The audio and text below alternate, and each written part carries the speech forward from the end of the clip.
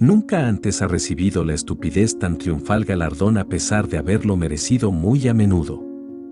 Porque la estupidez, como el genio eximio, son de pareja utilidad en la configuración del destino humano. El hombre es infeliz porque no sabe que es feliz, solo por eso. Todo es bueno para los que saben que es bueno. El tiempo no es un objeto sino una idea. La vida existe, pero la muerte no existe en absoluto. Creo en una vida presente eterna.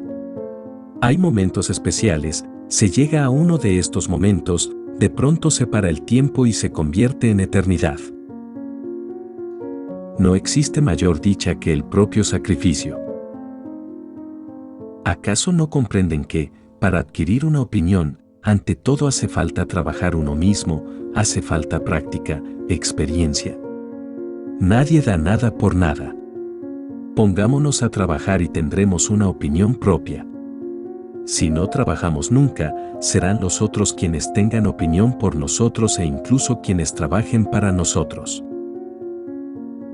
He ahí los hombres. Saben amar a su pueblo, saben sufrir por él y sacrificarle todo, pero al mismo tiempo saben cuando hace falta oponérseles sobre ciertos puntos y no adularlos. A algunos individuos la grandiosidad de una idea los impresiona tanto y los deja aplastados para los demás durante toda su existencia. Pero tampoco logran dominar nunca esa idea que los apasiona y se pasan el resto de la vida jadeando bajo el peso de esa piedra que les aplasta el pecho.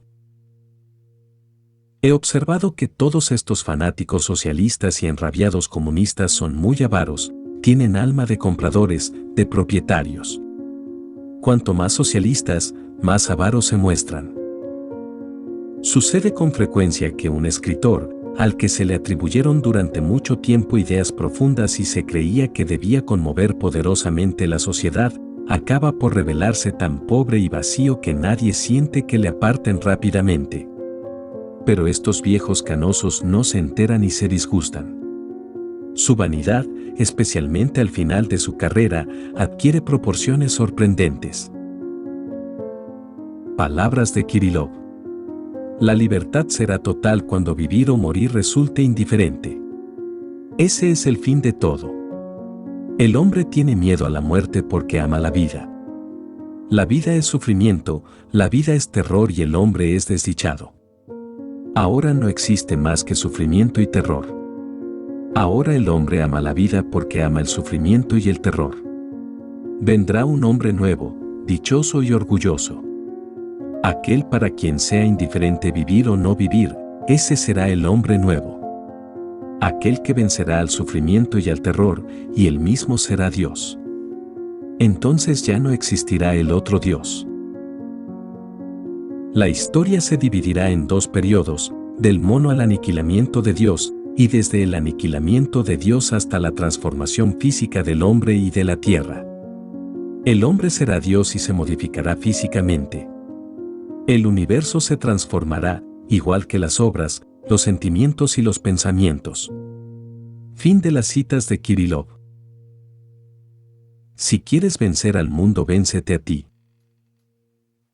El matrimonio es la muerte moral de toda alma orgullosa e independiente.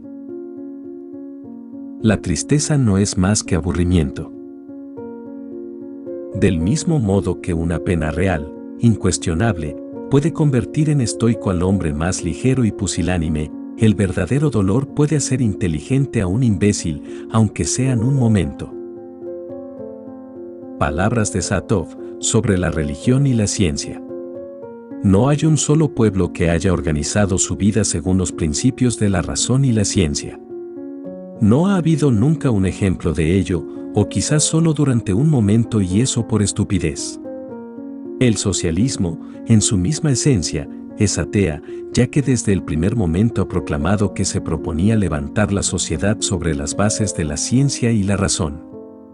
Ahora bien, en la vida de los pueblos, la ciencia y la razón han cumplido un menester tan secundario como auxiliar, y lo seguirán cumpliendo por los siglos de los siglos. Los pueblos se forman y mueven por otro género de fuerza que los conduce y rige, cuyo origen es desconocido e inexplicable.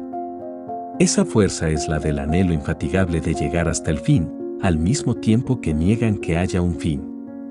Es el espíritu de la vida, o, como dice la Escritura, los ríos de agua viva, con cuya posibilidad de secarse nos intimida el Apocalipsis. Es un principio estético, como dicen los filósofos, un principio ético con el cual lo identifican. La búsqueda de Dios, como yo lo llamo de modo más sencillo.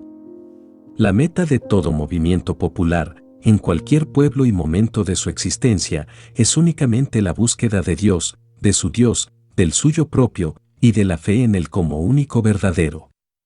Dios es la personalidad sintética de todo un pueblo, considerada desde el principio hasta el fin. Nunca se ha dado el caso de que todos los pueblos, o muchos de ellos, tengan un solo Dios común, sino que siempre ha tenido cada uno el suyo. Cuando los dioses comienzan a ser comunes, ocurre la primera señal de descomposición de la nacionalidad. Cuanto más poderoso es un pueblo, más individual debe ser su Dios. No hay pueblo sin religión, es decir, sin noción del bien y del mal. Ahora, cuando entre muchos pueblos surgen nociones comunes del bien y del mal, esos pueblos mueren, y hasta la misma diferencia entre el bien y el mal comienza a desdibujarse y termina desapareciendo. Nunca ha podido la razón definir el bien y el mal, ni distinguir siquiera aproximadamente el bien del mal, al contrario, los ha mezclado de manera vergonzosa y lamentable. La ciencia, sin embargo, no ha dado sino soluciones basadas en la fuerza bruta. En ello ha descollado en particular la semiciencia, el más terrible azote de la humanidad, peor que cualquier peste, peor que el hambre y la guerra.